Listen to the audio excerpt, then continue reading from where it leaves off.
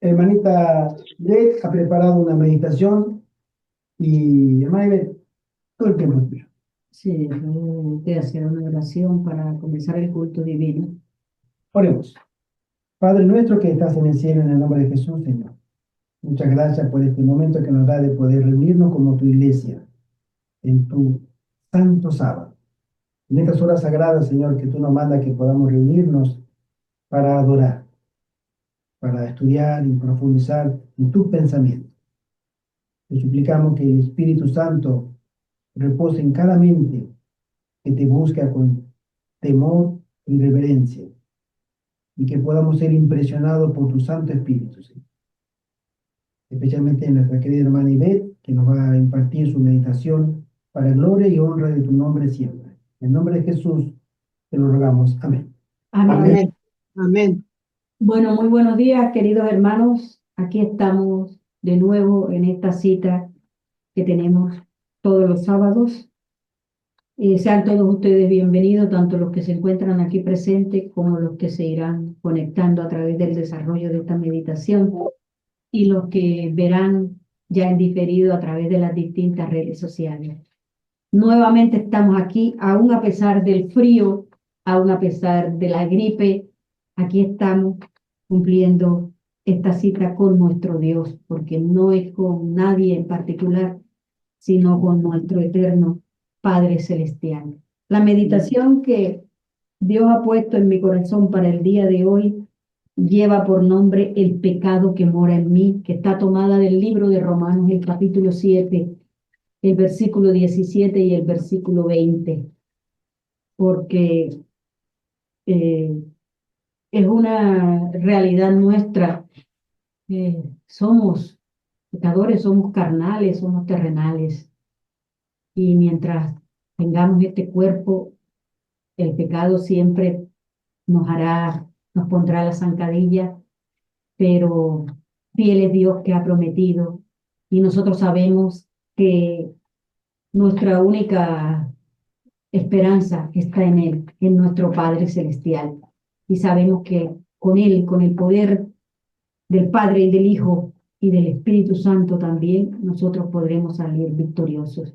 Ya el hermano Gerardo ha hecho una oración, pero yo particularmente le voy a pedir el favor, voy a hacer una oración personal, porque quiero que sea el Espíritu Santo el que se haga presente y el que hable, que no sea yo esta pecadora mortal la que imparta estas palabras, ni le lleve este mensaje, sino que sea Él mismo. Inclinemos nuestro rostro para orar. Padre celestial, gracias te damos, gracias te doy, Señor, porque me has permitido estar aquí, reunido con mis hermanos. Te pido perdón porque soy pecadora, Señor, pero aún así, Señor, tú moriste en la cruz del Calvario para redención de nosotros y para redención también de mí, Señor. Tu gracia también puede alcanzar para mí, Padre Santo. En este momento vamos a abrir, Señor, las hojas, vamos a abrir tu libro sagrado, Señor. Y no queremos hacerlo nosotros porque nuestras manos están manchadas con el pecado, pero queremos, Señor, que tú nos limpies en este momento, que nos des la luz de tu Espíritu Santo, Señor, y que sea Él el que dirija esta reunión. Que el mensaje que Él ha escogido, Señor, que tú has escogido, lo dé Él, que no sea yo, Señor, porque soy una mortal. No soy digna de ti, Señor. Te damos las gracias, Señor, porque nos has permitido reunir. Te damos las gracias porque nos hemos levantado con vida. Te damos las gracias, Señor, porque nos has cuidado durante toda la semana, durante todo este tiempo, durante todo este año, Señor. Gracias, Padre Santo. Bendícenos, Señor, que tu misericordia también nos alcance a nosotros. Bendice a tu iglesia, bendice a tu pueblo, Señor. Bendice a todas tus iglesias en la redondez de la tierra, Señor. Bendice a los verdaderos adoradores que adoran en espíritu y en verdad, Señor. No tenemos ningún mérito para presentarnos delante de ti, pero lo hacemos, Señor, invocando a tu Hijo Jesús y en las palabras que Él nos dio, Señor, porque no hay ningún otro nombre dado a los hombres bajo el cual podamos ser salvos. sino el nombre de tu Hijo Jesús. Todo lo pedimos en el nombre bendito de tu amado Hijo Jesús. Amén. Amén. Amén. Entonces comenzamos leyendo el versículo 17 del capítulo 7 de Romanos, que dice así: de manera que ya no soy yo quien hace aquello, sino el pecado que mora en mí. Y el versículo 20 dice: y si hago lo que no quiero, ya no lo hago yo, sino el pecado que mora en mí. Para entender mejor este versículo que acabo de leer, el versículo 17 y el 20, vamos a leer todo el contexto en este mismo capítulo 7, desde el versículo 15 hasta el 25, que dice así: porque lo que hago no lo entiendo, pues no hago lo que quiero, sino lo que aborrezco. Eso hago. Y si lo que no quiero, esto hago, apruebo que la ley es buena, de manera que ya no soy yo quien hace aquello, sino el pecado que mora en mí. Y yo sé que en mí, esto es en mi carne, no mora el bien, porque el querer el bien está en mí, pero no el hacerlo, porque no hago el bien que quiero, sino el mal que no quiero, eso hago. Y si hago lo que no quiero, ya no lo hago yo, sino el pecado que mora en mí. Así que, queriendo yo hacer el bien, hallo esta ley, que el mal está en mí, porque según el hombre interior me deleito en la ley de Dios. Pero veo otra ley en mis miembros que se rebela contra la ley de mi mente y que me lleva cautivo a la ley del pecado que está en mis miembros. Miserable de mí, ¿quién me librará de este cuerpo de muerte? Gracias doy a Dios por Jesucristo, Señor nuestro.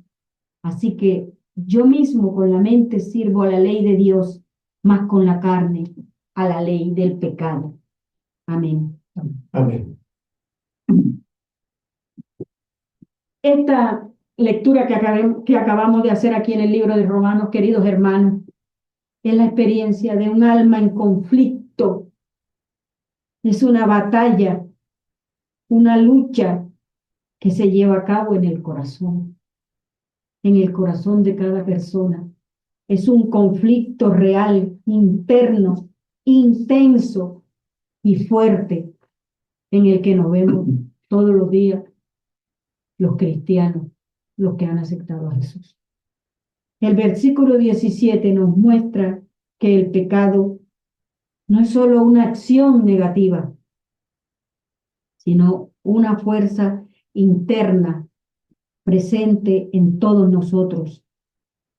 La tendencia pecaminosa que nace con nosotros desde que abrimos los ojos al mundo y que hemos heredado de Adán, nos lleva a pecar constantemente, aunque tratemos de controlar nuestros pensamientos, nuestras emociones y nuestras acciones.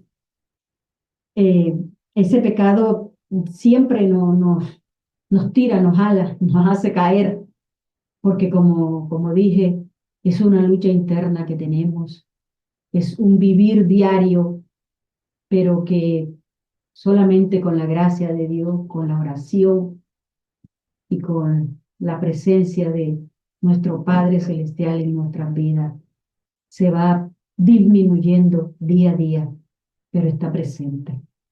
El personaje principal de Romanos 7 es un ser sincero que ama la ley de Dios, que no quiere violar sus mandamientos, que ama esa ley moral. No es un hipócrita, pero es un personaje que no está totalmente convertido. Desea la victoria en Cristo, pero fracasa constantemente. Esta es la experiencia de Pablo. Pablo se pone él como protagonista, pero no solamente es la experiencia de él, es la experiencia de todos. El apóstol Pablo escribe esta epístola a los romanos para enseñarles sobre la justificación por la fe en Jesús y sobre la relación cristiana con la ley, con el pecado y con la gracia. En este versículo 17 de Romanos 7, Pablo habla de su lucha interna como creyente entre su deseo de hacer el bien y, o sea, de hacer lo correcto, de no cometer ninguna injuria, ningún pecado, pero la presencia del pecado que estaba en él lo hace caer. O sea, es un obstáculo, es una zancadilla con la que nos enfrentamos día a día. Por eso él aquí en el versículo 23 dice, pero veo otra ley en mis miembros que se revela contra la ley de mi mente y que me lleva cautivo a la ley del pecado que está en mis miembros. O sea, o sea, en la mente nosotros sabemos que la mente controla todo nuestro cuerpo y la mente da órdenes a todo el cuerpo, a la mano, al pie, a la boca, a todo nuestro sistema.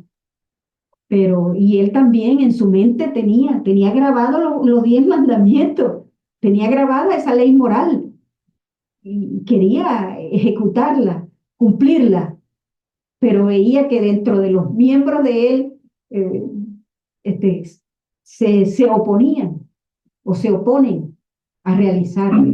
O sea, ¿por qué? Porque nos termina venciendo, pero Cristo venció la muerte y venció al pecado. Y en Él nosotros seremos vencedores. Amén. Cuando nosotros hablamos de que Pablo, el apóstol Pablo, es el protagonista, porque él mismo se dice, veo una ley en mis miembros y veo que la ley de Dios es buena, pero ese pecado que mora en mí me hace caer. O sea, esa situación que vivió Pablo no es solamente de él. Nosotros no podemos pensar que eso nada más lo escribió él para él. Eso está escrito para todos nosotros. A nosotros nos toca, a ti, al hermano, a la hermana, a todos nos toca. ¿Por qué? Porque estamos en esta tierra y estamos en este cuerpo, que es un cuerpo todavía pecaminoso. Entonces, ¿acaso nosotros creemos que esta lucha solo la tuvo Pablo? ¿Esta lucha solo es de él? No, mis hermanos. Esta lucha interna, este conflicto no es de Pablo nada más. Este conflicto es de todos nosotros, mis hermanos. Esta es la lucha de todo el que ha decidido seguir a Cristo. Es la lucha de todo el que ha decidido, Señor, yo quiero aceptarte como mi Salvador. Pero ¿qué pasa? Que cuando nosotros hacemos esa exclamación o nosotros damos por entendido o hacemos esa manifestación pública, Señor, te acepto como mi Salvador, hay otro que está escuchando eso y dice, ¿cómo? ¿Este va a aceptar a Jesús como Salvador? Ahí enseguida, Él afila sus armas contra nosotros. Tengo que hacerlo caer. Y es por eso que es una lucha interna, porque nosotros queremos servir a un Cristo, queremos servir a un Dios vivo, pero tenemos muchísimos obstáculos y hay uno que se encarga de ponernos esos obstáculos. Entonces, esta es la lucha de todo el que desea servir a Dios y cumplir y obedecer su ley. Es la lucha que tuvo el rey Salomón. El rey Salomón, Dios le dijo, pídeme lo que quieras, y él le dijo, Señor, dame la sabiduría para yo poder gobernar tu pueblo. Era un hombre que fue ungido por Dios como rey. Y sin embargo, nosotros vemos que en el desarrollo de su reinado, Salomón también cayó, que Dios después lo levantó, pero Salomón cayó y él era un rey. También tenemos el ejemplo del rey David. Es la misma lucha que tuvo el rey David, la lucha que tuvo Moisés. Moisés era el hombre más justo, uno de los hombres más justos, que Dios así lo eligió para que sacara a su pueblo de Egipto. Y sin embargo, él era un hombre manso y sin embargo tuvo un momento que por eso Dios no le permitió que entrara a la Canaán terrenal. Porque llegó un momento en que ese pueblo que él había ido como caudillo a sacar de Egipto, les rebosaron el vaso, porque era una gente que por todo murmuraba, por todo ponía queja, por todo manifestaba una inconformidad, que Dios le dijo, ellos tienen sed, ve a la piedra y dale 3 golpes para que la piedra brote agua, porque era un milagro divino el que él iba a realizar. Pero él se llenó de rabia en ese momento, o sea, estaba agobiado por tantos problemas que le presentaba ese pueblo. Y golpeó la roca. ¿Pero quién es la roca? La roca es Cristo.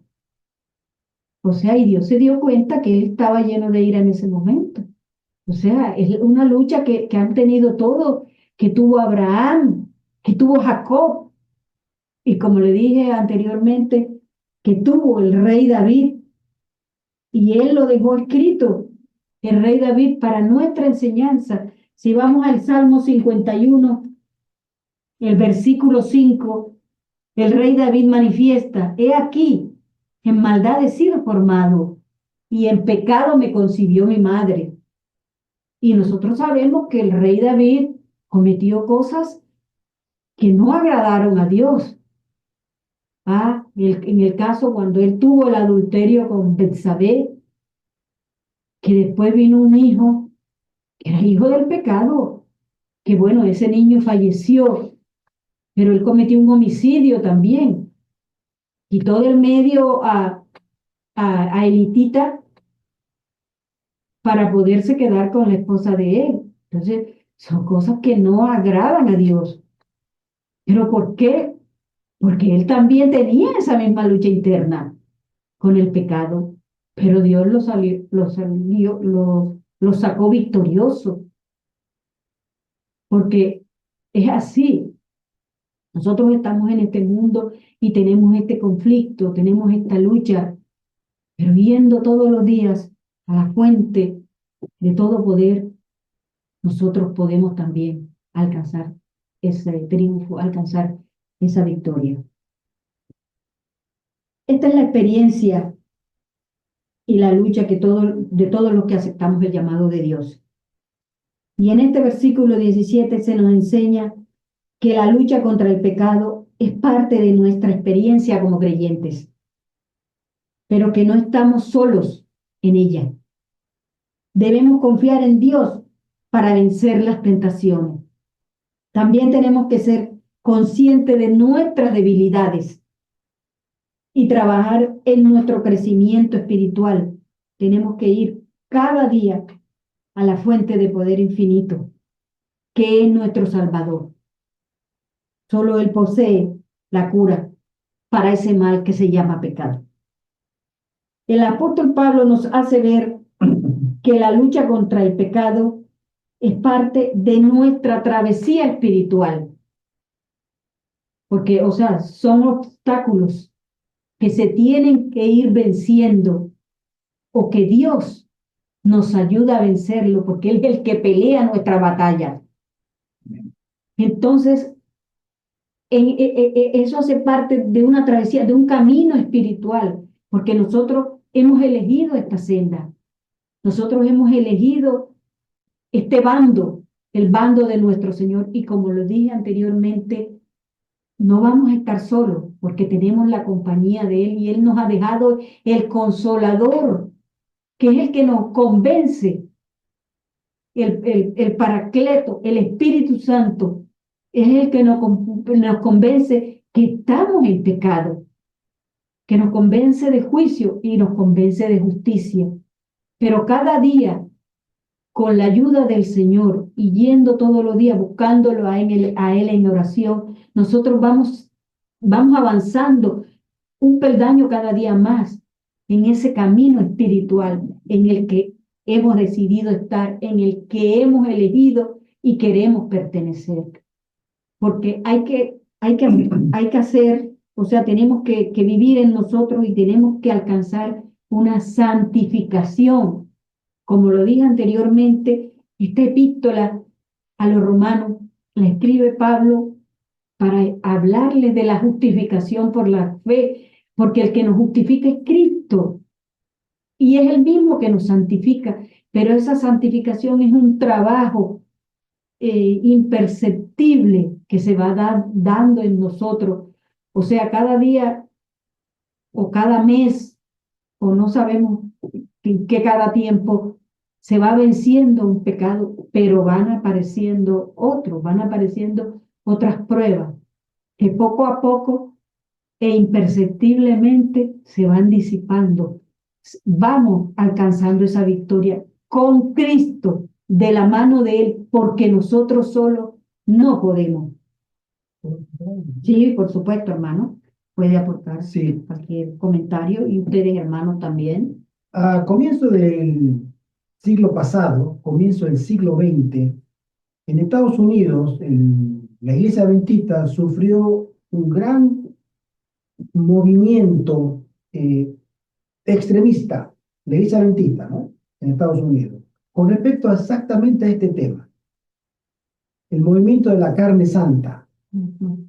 en el Congreso de Indianápolis, 1901.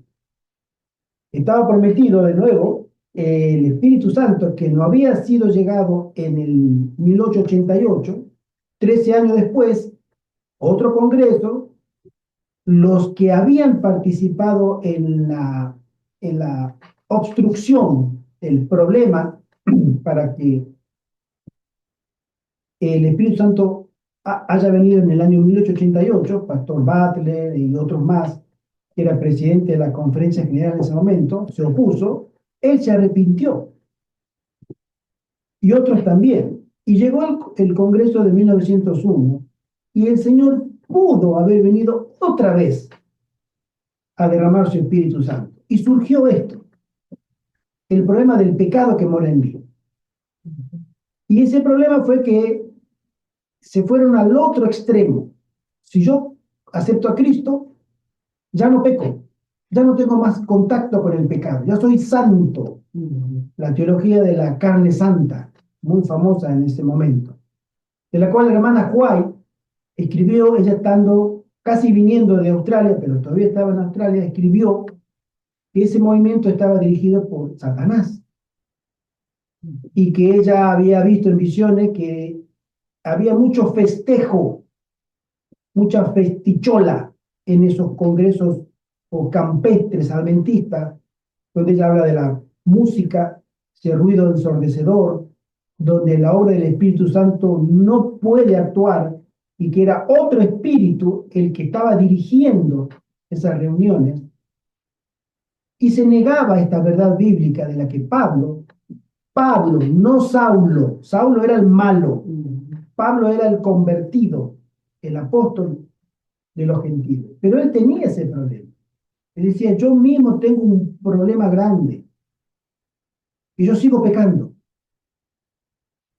A pesar de que el Señor me llamó y yo he dicho, sí, heme aquí, envíeme a mí y hago obra misionera, hago todo lo que el Señor me manda, pero sigo pecando. Yo tengo este problema, que lo tenemos todos, porque nuestra naturaleza, ¿sí?, nos lleva al pecado de manera involuntaria. Nosotros como cristianos o como especie humana, porque no solamente los cristianos, para todos, tenemos dos formas de contacto con el pecado. Una es voluntaria, cuando practicamos el pecado. En 1 Juan capítulo 3 nos llama, y si practicamos el pecado somos hijos del diablo. ¿Sí? Y está la otra, que es la involuntaria, por naturaleza. Yo no necesito ser malo, no necesito ser egoísta, o no puedo estudiar para ser mezquino, o para ser mentiroso, o para ser idólatra, o yo no voy a una escuela donde me enseñan a ser, no sé, lo que sea, ladrón, asesino, o adúltero. No hay una escuela. Yo ya soy adúltero, asesino, en potencia. Mentiroso, avaro, mezquino, idólatra, hechicero o querer contacto con el mundo espiritual. Por naturaleza, porque mi naturaleza está caída. Mi naturaleza está más en contacto con el reino de las tinieblas desde que nazco hasta que muera, que con el reino de Dios. Por eso el reino de Dios vino acá, la muerte de Cristo la vimos en la escuela sabática de hoy, que nos abre una nueva oportunidad a aquellos que aceptan a Cristo de escapar de ese reino del cual nosotros somos habitantes, estamos empadronados en el reino de las tinieblas por naturaleza, porque nacimos allí. Hemos sido concebidos en corrupción y en pecado. Entonces, esa teología de la carne santa todavía sigue dando vuelta, ¿eh? ¿Sí? Que a veces uno dice, no, hermanito, me han dicho varias veces, hermanito, no se preocupe que Jesús va a salvar a los suyos. Es decir, yo ya soy salvo. Yo ya no tengo que hacer nada. Yo ya acepté a Cristo. Y como acepté a Cristo, lo que me espera a mí es el cielo. Son resabios, residuos de la teología espiritista de la carne santa. Hay una lucha interna que dura toda la vida, ¿sí? La lucha de la santificación, para la cual somos llamados en Cristo como nuestro garante y nuestro abogado por cada transgresión que nuestra naturaleza nos lleva a cometer sin que se la pidamos. Y es ahí donde nosotros tenemos que entender que practicar el pecado es una cosa y vivir en el pecado por la naturaleza caída es otra. Y tenemos en Cristo la posibilidad de ser victoriosos en las dos fases, por naturaleza y por voluntad. Por eso aquellos que son nacidos del Espíritu, como dice el capítulo 8, verso 14, porque todos los que son guiados por el Espíritu de Dios, estos son hijos de Dios. ¿Sí? Y aquellos que son nacidos del Espíritu, son convertidos, son hechos no hijos de la carne, sino hijos del Espíritu, hijos de Dios. Nosotros estamos llamados a ser victoriosos en Cristo. Amén. Porque Él tuvo la victoria y su victoria para nosotros es válida. Porque en ese juicio, donde nuestro nombre tiene que pasar, si nosotros aceptamos su victoria y deseamos, reclamamos que sea nuestra, Jesús nos da su victoria. Amén. Y somos más que victoriosos en Cristo. Amén. Amén. Amén. Amén. Muchas gracias, hermano Gerardo. Como les venía diciendo, esta lucha es parte de nuestra travesía espiritual. Pero esto no debe llenarnos de desánimo, sino recordarnos que somos humanos, imperfectos y que necesitamos de un Dios justo y perfecto, diaria y constantemente. Nosotros necesitamos de Cristo todos los días de nuestra vida, porque nosotros no podemos vencer el pecado por nuestros propios medios, sino a través de la fe en Jesucristo y la obra regeneradora del Espíritu Santo en nuestras vidas. Son ellos quienes pueden darnos esa victoria. El apóstol Pablo también nos habla que el conocimiento de la ley no es suficiente para liberarnos del pecado. Y él lo hace notar aquí en el versículo 16, que dice, y si lo que no quiero esto hago, apruebo que la ley es buena.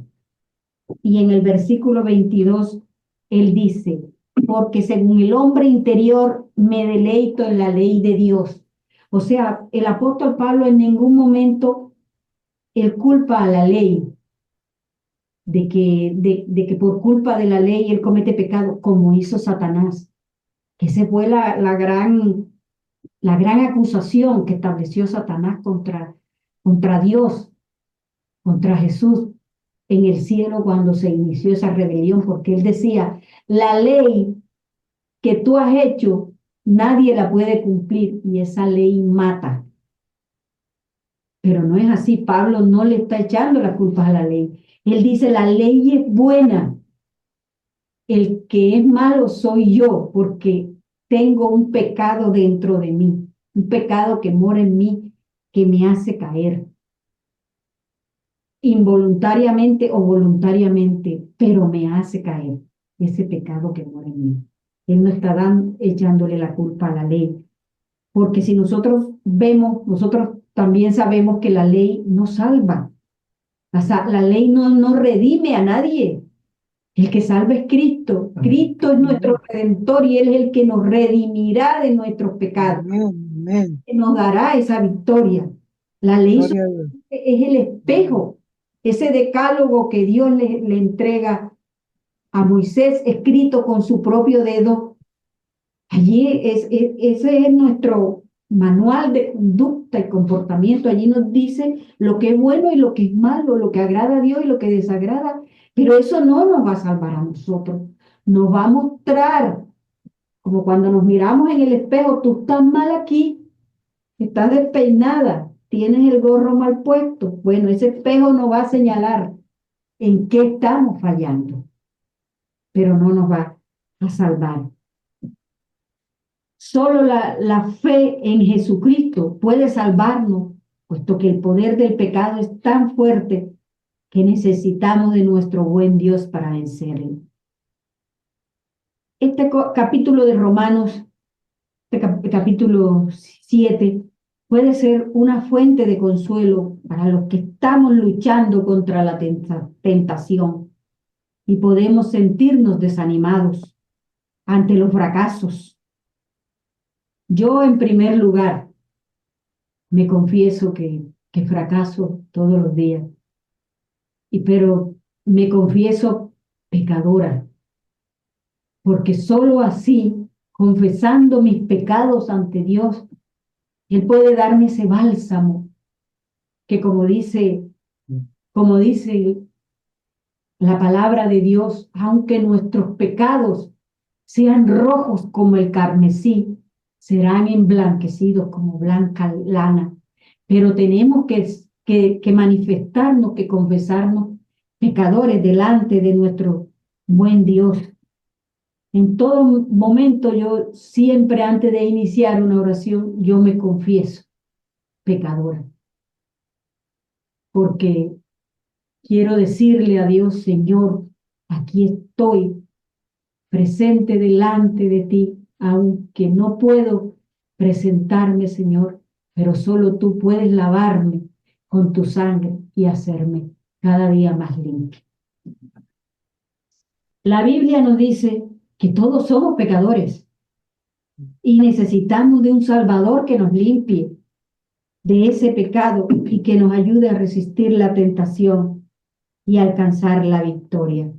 En este mismo libro de Romanos podemos ir al capítulo 3, al versículo 10, que dice así: como está escrito, no hay justo ni aún uno. Y en el versículo 23 dice, por cuanto todos pecaron y están destituidos de la gloria de Dios. Aquí el apóstol nos está recalcando que todos somos pecadores, todos hemos pecado, todos cometemos pecado. Y dice que no hay justo ni aun uno dentro de los mortales, porque nosotros sabemos que el único justo es nuestro Salvador Jesucristo. Sin embargo, en el vasto mundo evangélico, como lo decía hace poco el hermano Gerardo, que nos habló, nos recreó con la teoría de la carne santificada, que se hizo presente en ese congreso de Indianápolis, perdón. Esta misma teoría sigue vigente en el vasto mundo evangélico. La mayoría de las denominaciones creen que al aceptar y confesar a Cristo presente en nuestras vidas, ya no pecamos más, o los pecados ya no son contados como tal, porque, como dicen ellos, una vez salvo, siempre salvo. Esa es la vieja consigna del calvinismo. Y sigue presente en muchas denominaciones evangélicas. Y se está haciendo fuerte Y en la aún, iglesia evangélica. aún en nuestra iglesia Muy fuerte. y adventista del séptimo día han entrado estas herejías y otras herejías más. La mayoría, yo he escuchado hermanos que dicen que nosotros vamos a seguir pecando hasta la segunda venida de nuestro Salvador.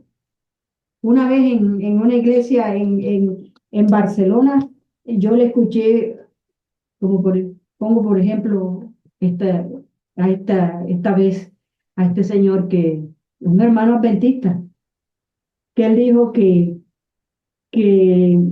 bueno, él creía que el sellamiento de los vivos ya se había dado, porque él manifestaba que nosotros ya estamos sellados, ya Cristo puede venir. Y yo decía para mí adentro, pero ¿cómo? Si el sellamiento de los vivos no se ha llevado todavía, es más, no sabemos en qué momento va a comenzar. Sabemos que el de los muertos comenzó en el 1844, en el año de 1844, pero no sabemos en qué momento se va a dar el sellamiento de los vivos. Y él lo decía, no, es que como ya nosotros estamos sellados, ya Cristo puede venir en cualquier momento. Es más, nuestros nombres en este momento puede que estén pasando por el libro de la vida y nos están pesando en balanza. No sabemos cuál será el resultado, si somos hallados faltos o seremos sellados. Eso no lo sabe nadie, pero según él decía que ya estaba sellado, que ya Bueno, no estaba era el único. El sellado. pastor Sí. David Gate, en varios sermones, él mencionó, aparte de dar fechas, que el sellamiento ya había comenzado. Esto fue en la década pasada. Y que el tiempo del zarandeo final ya había comenzado y ya estábamos muchos, nuestra suerte estaba echada, ¿sí? Adelantando tiempos y otras cosas que confunden. Realmente no hacen más que confundir a la grey, lamentablemente. Ujú. Pues sí, este señor, o sea, a veces pensamos que por el hecho de asistir a un templo, ya sea sabático, en nuestro caso de los hermanos adventistas o de los bautistas, o de las iglesias dominicales que van a un culto dominical, o sea, pensamos que ya por eso hemos sido sellados y que ya estamos listos para la traslación al cielo.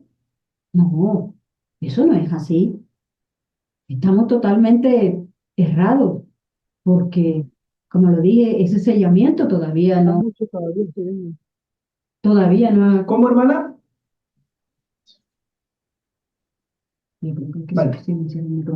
ese sellamiento todavía no sabemos si se dio o no se dio. Nosotros no sabemos si estamos sellados en este preciso momento. Además de eso, a ir a un templo o a una iglesia, como dice la mayoría de la gente, en un día establecido de culto, eso no nos garantiza la salvación a nosotros, ni nos va a garantizar que nosotros ya estamos salvados.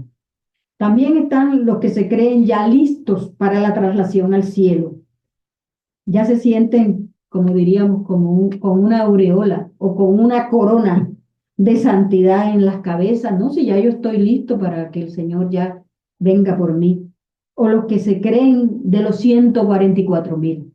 Hay una denominación cristiana que ellos van haciendo visitas, o sea, la obra misionera que realizan casa por casa, ellos la van anotando porque tienen que llegar a un número de horas de obra misionera para que ellos puedan integrar el grupo de los 144,000. Bueno, pseudo cristiano. Bueno, Son los testigos de una Jehová. denominación evangélica, digámoslo así. O sea, la salvación por obra. Vamos a ser salvos o vamos a pertenecer a ese ejército de los 144,000 por obras. O sea, por, por los méritos que hagamos en llevar la palabra de Dios, en repartir una revista, en cualquier otra literatura o lo que sea. Otros, pues, que ya se creen habitando en el cielo con los ángeles, con el Padre, con el Hijo.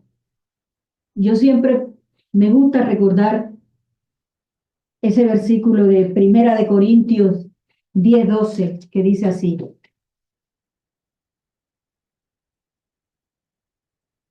¿Lo leo? Bueno, ya, Dice así.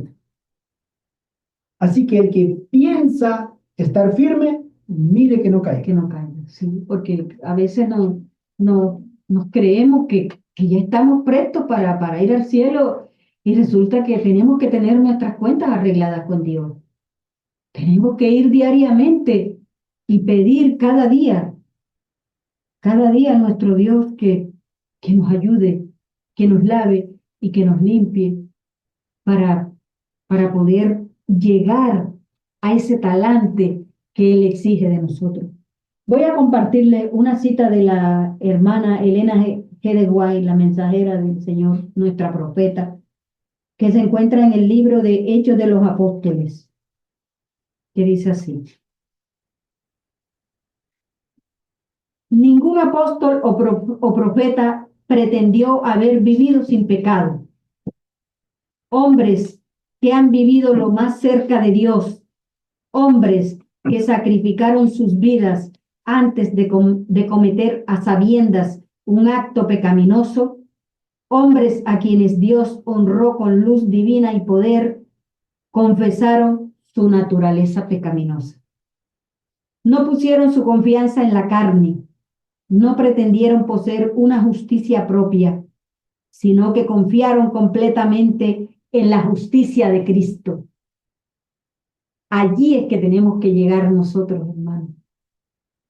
Tenemos que pedirle a nuestro Señor que nos imparta su justicia, porque solamente la justicia de Cristo es la que nos borra de nuestros pecados. Amén. Amén. Así debe ser con todos los que contemplan a Jesús. Cuanto más nos acerquemos a Él y cuanto más claramente discernamos la pureza de su carácter, tanto más claramente veremos la extraordinaria gravedad del pecado y tanto menos nos sentiremos tentados a exaltarnos a nosotros mismos. Habrá un continuo esfuerzo del alma para acercarse a Dios, una constante, ferviente y dolorosa confesión del pecado y una humillación del corazón ante Él. En cada paso de avance que demos en la experiencia cristiana, nuestro arrepentimiento será más profundo. Conoceremos que la suficiencia solamente se encuentra en Cristo y haremos la confesión del apóstol.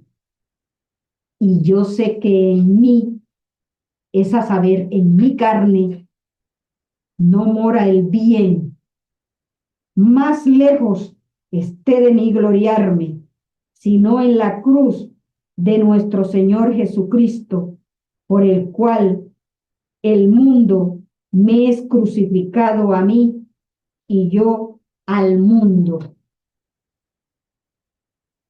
Escriban los ángeles la historia de las santas contiendas y conflictos del pueblo de Dios y registren sus oraciones y lágrimas, pero no sea Dios deshonrado por la declaración hecha por labios humanos. No tengo pecado, soy santo. Nunca pronunciarán los labios santificados tan presuntuosas palabras. El apóstol Pablo fue arrebatado al tercer cielo y vio y oyó cosas que no podían referirse. Y aún así, su modesta declaración es: no que ya haya alcanzado, ni que ya sea perfecto, sino que prosigo. Filipenses 3:12. Pablo no se jactaba de sus victorias. La actitud de ese apóstol es la que debe asumir cada discípulo de Cristo que anhele progresar en la lucha por la corona inmortal. Esto lo encontramos en el libro de Hechos de los Apóstoles, capítulo 55. Nosotros todavía no hemos sido transformados, mis queridos hermanos. Nuestra naturaleza corrupta y caída está presente y activa. No estamos en la carne, pero la carne aún está en nosotros. somos carnales, somos humanos, terrenales, como dice el apóstol Pablo, vendidos en pecado. En Primera de Corintios, capítulo 3, versículo 1 y 3, dice así: de manera que yo, hermanos, no pude hablaros como a espirituales, sino como a carnales, como a niños en Cristo. Y en el versículo 3 él dice: porque aún sois carnales, pues habiendo entre vosotros celos, contiendas y disensiones, ¿no sois carnales? Y andáis como hombres. O sea, él le hace la pregunta: si ustedes todavía están en peleas y en discusiones, ¿no son carnales? Claro que sí. Todavía el carácter de Cristo no había sido revelado en estos hermanos de Corinto. ¿Acaso debido a que yo soy salvo, a que yo soy salva, que he aceptado a Dios como mi único y verdadero Salvador, ya yo no peco? Claro que no. Soy pecadora, salvada por gracia, sí, pero, o sea, siguen latentes esas cicatrices y siguen latentes esos pecados, esas tendencias en mi cuerpo, en mi naturaleza. Me enojo, me exalto, no busco a Dios como debería. Mi humanidad o carnalidad es un obstáculo para cumplir lo que Dios me pide. Soy insensible, desconsiderada, falta de amabilidad. No reflejo la piedad que debiera reflejar.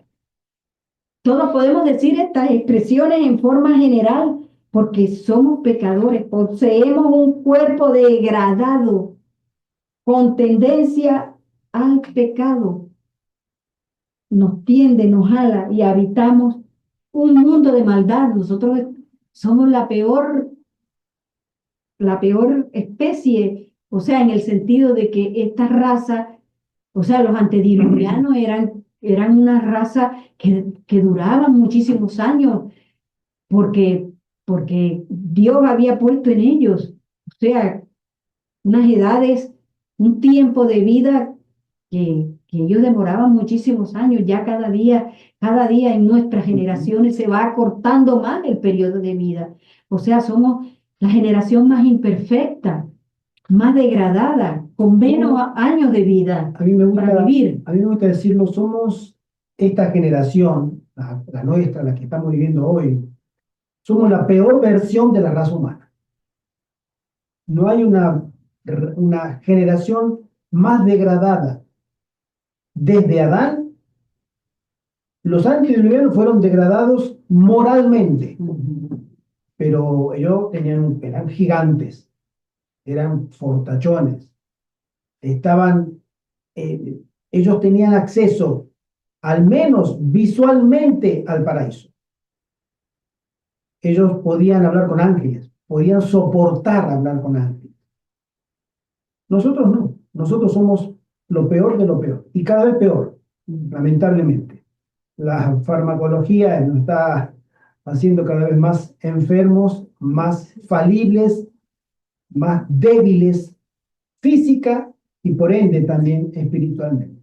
Así es. Esa farmacología nos va degradando cada día Nos más. está exterminando.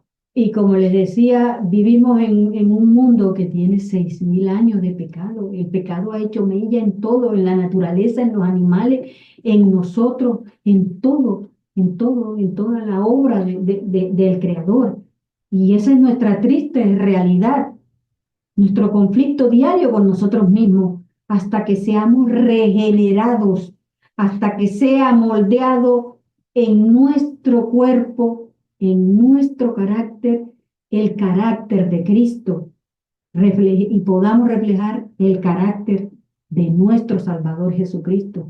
Tiene que ser moldeado de una manera imperceptible cada día. Por eso, he aquí, el Señor tuvo por bien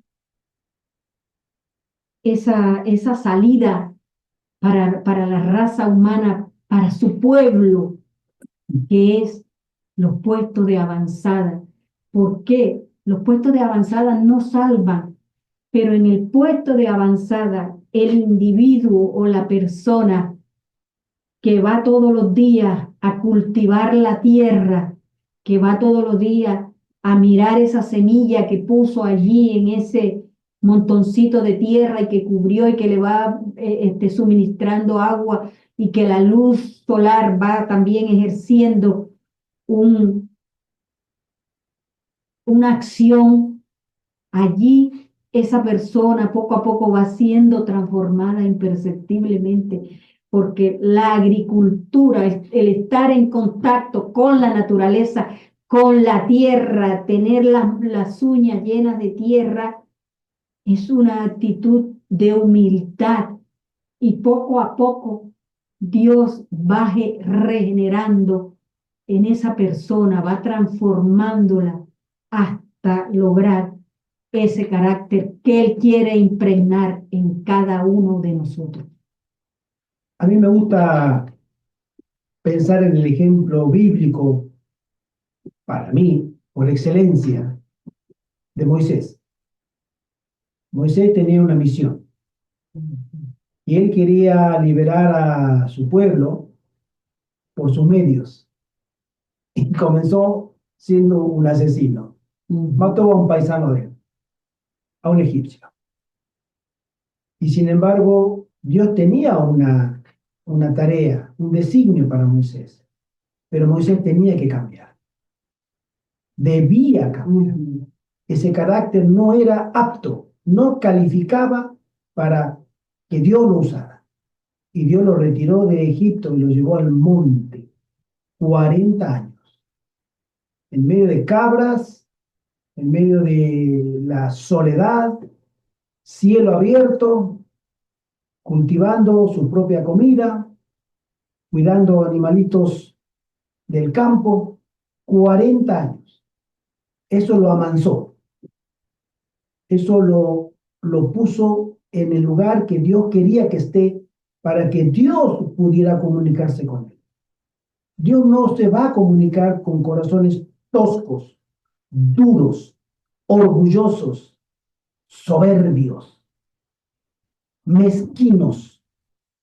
Dios se va a comunicar con espíritus afables, humildes, temerosos de Dios. Y Moisés tenía que pasar esos 40 años en el desierto para que después Dios dijo, ahora estás listo, ahora puedo hablar contigo. Y lo llamó desde una zarza. Y esa obra es la que el Señor quiere hacer en cada uno de nosotros, sacarnos del mundanal ruido, llevarnos a la quietud, a la paz del campo y trabajar sobre nuestros caracteres, también principalmente por medio de la agricultura, entre otras actividades.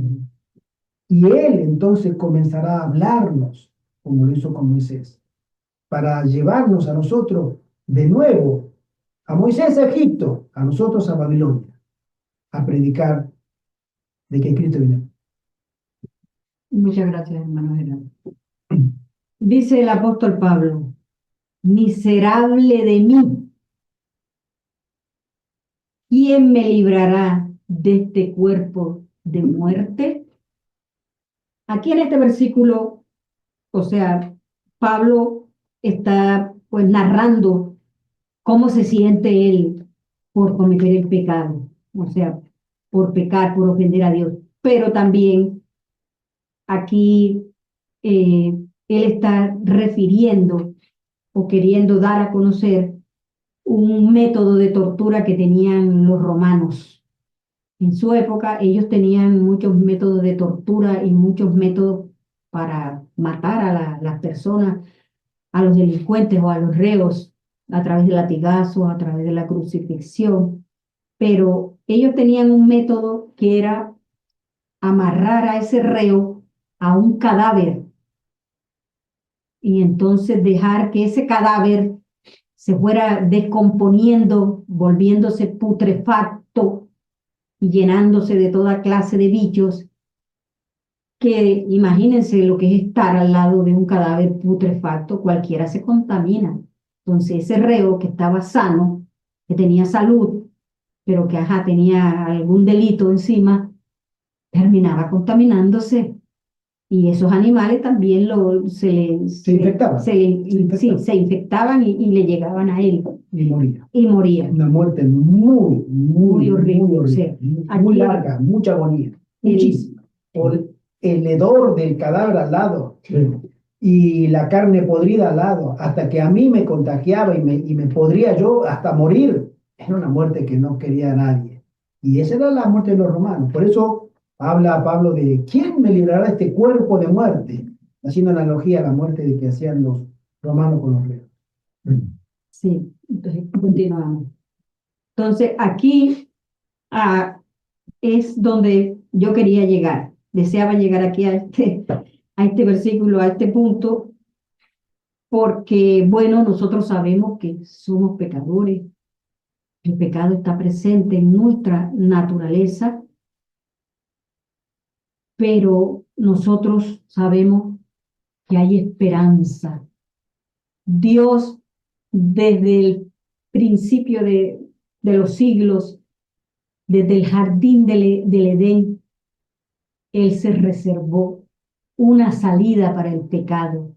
Él, él tenía ya todo planificado y cuando la pareja cayó en pecado, nuestro Dios, nuestro Padre Celestial, nuestro buen Dios que quiere tanto a esta raza humana, Él enseguida sacó la solución a ese problema, que era el Cordero de Dios que quitaría los pecados del mundo.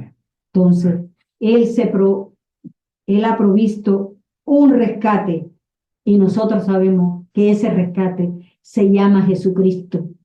No hay otro rescate para el pecado, no hay otro rescate para el pecador, sino Jesucristo. Así como el apóstol Pablo, también nos sentimos nosotros viles y miserables cada vez que pecamos, porque perdemos la batalla, pero en Jesucristo está la victoria, la solución a ese constante fracaso. Hay un pastor adventista que se llama el pastor Denis Priebe. Él dice que el capítulo 7 de Romanos ha sido mal entendido por los cristianos. Los ha mantenido en un estado de mediocridad, pues ha sido mal entendido y muchos cristianos afirman y creen que seguiremos pecando hasta que Jesús venga. Incluso en la iglesia adventista se da esa teología, esa tendencia, esa herejía, que nosotros seguiremos pecando hasta que Jesús venga. Sin embargo, nosotros sabemos que al final del tiempo Dios levantará un ejército o remanente que vindicará su carácter en este mundo perverso, en esta generación debilitada y deformada por el pecado y en esta naturaleza caída. Demostrarán al mundo y a los ángeles que el pecado no tiene dominio sobre ellos, porque con la gracia de Dios han podido vencerlo. Estos son los 144,000 de Apocalipsis 7:14. Apocalipsis 7, versículo 14. Dice así, 7:14. Y yo le dije, Señor, tú lo sabes. Y él me dijo, estos son los que han salido de la gran tribulación y han lavado sus ropas y las han emblanquecido en la sangre del Cordero. Los 144,000 saldrán de una gran tribulación. Tribulación que tendrán aquí en la tierra, estando ellos vivos. Pero vencerán. Amén. Vencerán a Satanás con la gracia del Salvador, Jesucristo. Vencerán a la bestia y al dragón. Y esas tendrán una gran tribulación porque su gran tribulación o su gran miedo es no saber si ha quedado un pecado inconfeso, un pecado que a ellos se les haya olvidado o que ellos hayan omitido o que por cualquier circunstancia no hayan confesado. Esa será su gran tribulación en ese momento. No lo que van a pasar, sino el sentirse como se sintió Jesús en la cruz, separado del Padre.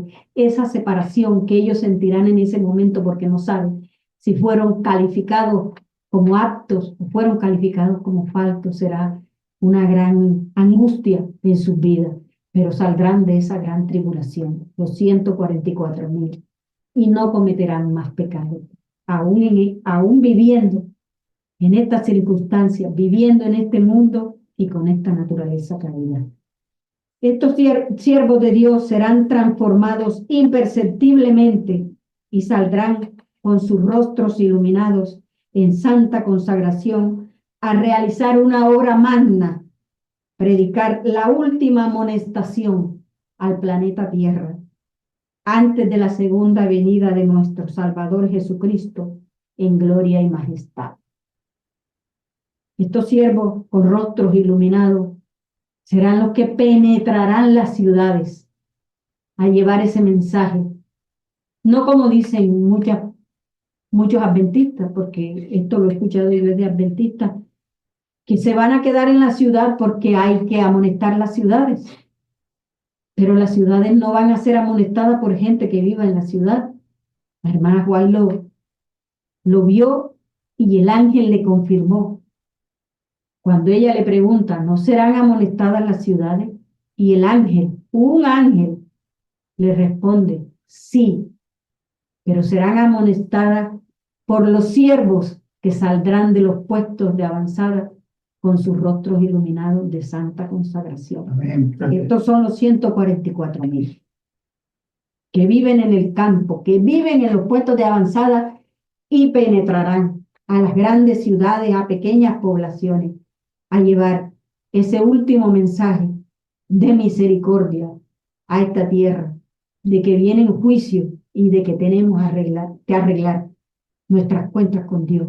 Tenemos que volvernos a nuestro buen Dios. Este será el mensaje final que darán estos siervos de Dios. Quiero terminar esta meditación con un mensaje de la mensajera del Señor, valga la redundancia, la sierva de Dios, la hermana Elena G. de White, que se encuentra en el libro del Camino a Cristo. Escuchemos lo que nos dice la mensajera. Dice así: no basta comprender la bondad amorosa de Dios, ni percibir la benevolencia y ternura paternal de su carácter. No basta discernir la sabiduría y justicia de su ley, ver que está fundada sobre el eterno principio del amor. El apóstol Pablo veía todo esto cuando exclamó: consiento en que la ley es buena, la ley es santa, y el mandamiento santo y justo y bueno. Mas él añadió, en la amargura de su alma agonizante y desesperada: soy carnal, vendido bajo el poder del pecado. Ansiaba la pureza, la justicia que no podía alcanzar por sí mismo, y dijo: oh, hombre infeliz que soy, ¿quién me libertará de este cuerpo de muerte? La misma exclamación ha subido en todas partes y en todo tiempo de corazones sobrecargados. No hay más que una contestación para todos. He aquí el Cordero de Dios que quita el pecado del mundo. Amén. Amén. Amén. Muchas son las figuras por las cuales el Espíritu de Dios ha procurado ilustrar esta verdad y hacerla clara a las almas que desean verse libres de la carga del pecado. Cuando Jacob pecó, engañando a Esaú, y huyó de la casa de su padre, estaba abrumado por el conocimiento de su culpa. solo y abandonado como estaba, separado de todo lo que le hacía preciosa la vida. El único pensamiento que sobre todos los otros oprimía su alma era el temor de que su pecado lo hubiese apartado de Dios, que fuese abandonado del cielo.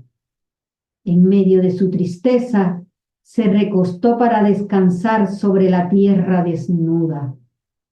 Rodeábanlo solamente las solitarias montañas y cubríalo la bóveda celeste con su manto de estrellas. Habiéndose dormido, una luz extraordinaria se le apareció en su sueño, y he aquí, de la llanura donde estaba recostado, una inmensa escalera simbólica parecía conducir a lo alto, hasta las mismas puertas del cielo, y los ángeles de Dios subían y descendían por ella. Al paso que de la gloria de las alturas se oyó la voz divina que pronunciaba un mensaje de consuelo y esperanza. Así hizo Dios conocer a Jacob aquello que satisfacía la necesidad y el ansia de su alma, un Salvador. Con gozo y gratitud vio revelado un camino por el cual él, como pecador, podía ser restaurado a la comunión con Dios. La mística escalera de su sueño representaba a Jesús, el único medio de comunicación entre Dios y el hombre. Esta es la misma figura a la cual Cristo se refirió en su conversación con Natanael, cuando dijo: veréis abierto el cielo y a los ángeles de Dios subiendo y bajando sobre el Hijo del Hombre. Al caer, el hombre se apartó de Dios. La tierra fue cortada del cielo. A través del abismo existente entre ambos no podía haber ninguna comunión. Mas mediante Cristo, el mundo está unido otra vez con el cielo. Con sus propios méritos, Cristo ha salvado el abismo que el pecado había hecho, de tal manera que los hombres pueden tener comunión con los ángeles ministradores. Cristo une al hombre caído, débil y miserable, con la fuente del poder infinito. Más vanos son los sueños de progreso de los hombres, vanos todos sus esfuerzos por elevar a la humanidad, si menosprecian la única fuente de esperanza y amparo para la raza caída. Toda dádiva buena y todo don perfecto es de Dios. No hay verdadera excelencia de carácter fuera de Él, y el único camino para ir a Dios es Cristo, quien dice: yo soy el camino y la verdad y la vida. Nadie viene al Padre sino por mí. Amén. Amén, amén, amén. Queridos hermanos, hay un pecado que mora en nosotros y lo tenemos todavía porque tenemos esa tendencia pecaminosa, pero acabamos de leer que el único camino que nosotros tenemos es nuestro Salvador Jesucristo. Él es el que nos reconcilia con el Padre. Él es ese camino, es esa verdad, es la vida, es esa escalera que vio Jesús, que vio Jacob para podernos reconciliarnos. No hay otro medio por el cual nosotros podamos ser salvos, por el cual nosotros podamos alcanzar la victoria. El único medio es Jesús de Nazaret. Amén, amén. Es el único que logrará en nosotros, que impregnará en nosotros ese carácter como el de Él, que nos hará semejantes a Él. Él yendo todos los días a esa fuente de poder, a esa fuente de agua viva, pidiéndole perdón y pidiéndole que nos limpie de todo pecado. Él hará esa obra magna, esa obra maravillosa en nuestras vidas, si nosotros nos dejamos y si vamos cada día a Él. No hay ningún otro nombre dado a los hombres bajo el cual podamos ser salvos, bajo el cual podamos alcanzar la victoria, sino el nombre de Jesús, nuestro Salvador y nuestro Redentor. Amén. Amén. Amén. Que tengan ustedes un feliz día, mis hermanos, y que el Señor nos bendiga a todos y que el Señor nos imparta también su misericordia y su justicia para que podamos alcanzar ese nivel, ese talante que Él nos pide a nosotros. Amén. Amén. Amén. En Cristo somos más que vencedores. Amén. Amén. Amado sea Amén. Jesús. Muchas gracias, hermana. Muchas gracias, hermana. De nada, que toda la gloria y la honra sea para nuestro Salvador Jesucristo. Amén. Sí, vamos a despedirnos con una oración. Inclinemos nuestro rostro para orar.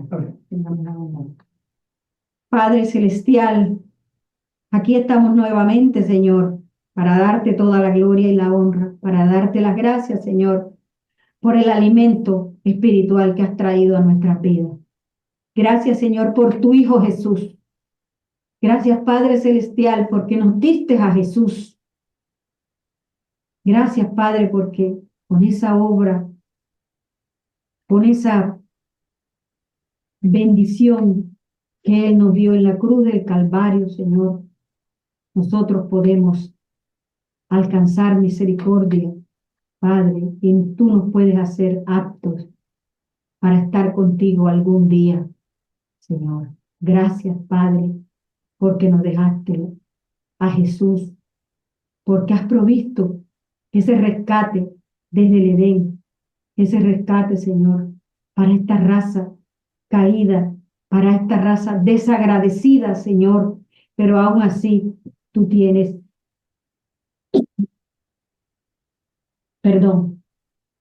Aún así tú tienes misericordia con nosotros, Señor, y tú nos amas tanto que dejaste ese rescate para nosotros, ese rescate inmerecido. Gracias, Señor. Te pedimos en este santo día, Señor, que nos sigas acompañando y que te quedes con nosotros hasta el final, hasta el ocaso de este día, Señor. Y que también nos des tu bendición, nos des tu misericordia, nos des la luz de tu Espíritu Santo para seguir adelante, Señor, con este cometido que tú nos has dado, Señor, de prepararnos, de preparar a otros y de llevar tu mensaje a los que no te conocen, Señor, ese mensaje de salvación, esas buenas nuevas, Padre amado. Bendice, Señor, a tu iglesia, a tu pueblo remanente, en toda la redondez de la tierra, Señor, a los que ya están congregados y a los que se congregarán. A todos tus hijos, Señor, que te buscan cada día. Bendícelos, Señor. Bendice, Señor, a este mundo, Señor. A los pobres, Padre amado, dales el alimento material y el alimento espiritual también. A los enfermos, Señor, levántalos de su lecho de enfermo, Padre Santo. Hay mucha gente que está cayendo enferma, Padre Santo, pero tú tienes ese bálsamo para rescatarlo, para amilanar sus dolores, para salvarlo, para sanarlo, Señor. Ese bálsamo lo tienes solo tú, porque tú eres el médico de los médicos, Señor. Acuérdate de tanta gente que está enferma a nuestro alrededor y aún distante de nosotros. Ten misericordia de las personas enfermas, Señor, de los niños y de tantas personas que sufren. No somos dignos de ti, Padre amado, porque somos pecadores, nos reconocemos indignos para presentarnos delante de ti, pero lo hacemos por los méritos de tu Hijo amado, nuestro Señor Jesucristo, el único nombre, Señor, que podemos invocar, en el cual podemos ser salvos. Todo lo pedimos en el nombre de tu Hijo amado Jesús. Amén. Amén. Amén. Amén. Tengan todos ustedes una Feliz feliz sábado. Amén. Hermano sábado Ángel, para todos. bendiciones. Lo estamos llamando, hermanito Ángel, hermana. Dale. por- Feliz sábado, mis hermanos. Feliz sábado, hermano. Feliz sábado. Feliz sábado. Que Dios los bendiga a todos. Que el Señor te bendiga. La hermanita Belén nos dijo que no se puede conectar, no se entra, sale, pero que la disculpemos. Saludos a todos y a aquellos también que escucharán después. Amén. Tengan un hermoso sábado en la presencia y compañía del Altísimo. Que se mejoren ustedes los que están A enfermos. cuidarse, A cuidarse a su también. río. Amén. Amén. Bendiciones. Feliz sábado. Adiós.